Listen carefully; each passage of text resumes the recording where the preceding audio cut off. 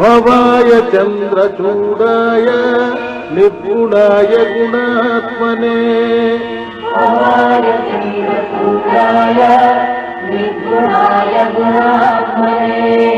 कालकालाय रुद्राय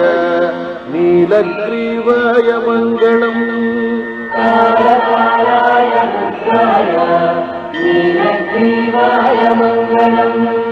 वृषारूढाय भीमाय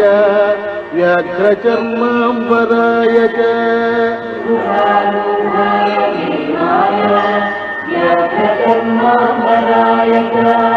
पशूनां पतये तुभ्यं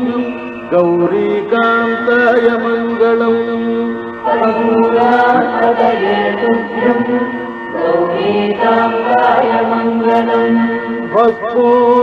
भस्मोद्धूलितदेहाय व्यालयज्ञोपवीतिने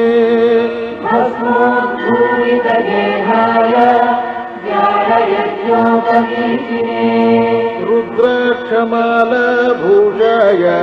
व्योमकेशाय मङ्गलम्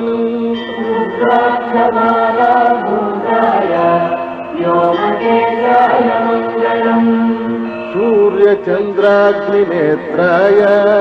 नमः कैलासवासिने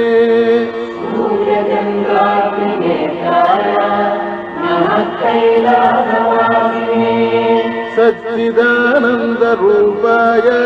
प्रमथेशाय मङ्गलम्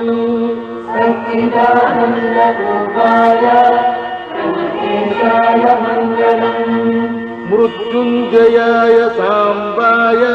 सृष्टिस्थित्यन्तकारिणे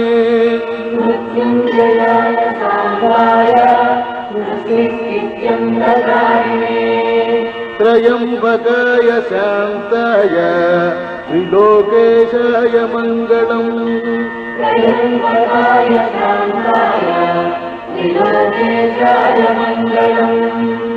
गंगाधराय सोमाय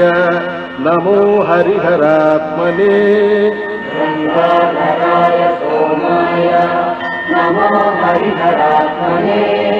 उग्राय त्रिपुरघ्नाय वामदेवाय मङ्गलम्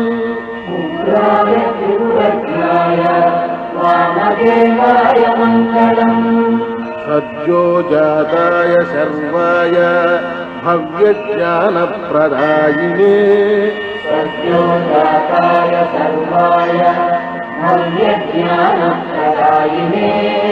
ईशानाय नमस्तुभ्यं पञ्चवक्त्राय मङ्गलम्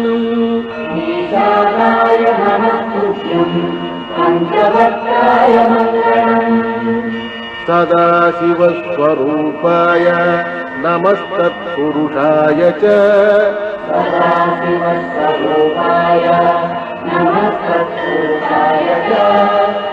अघोराय च घोराय महादेवाय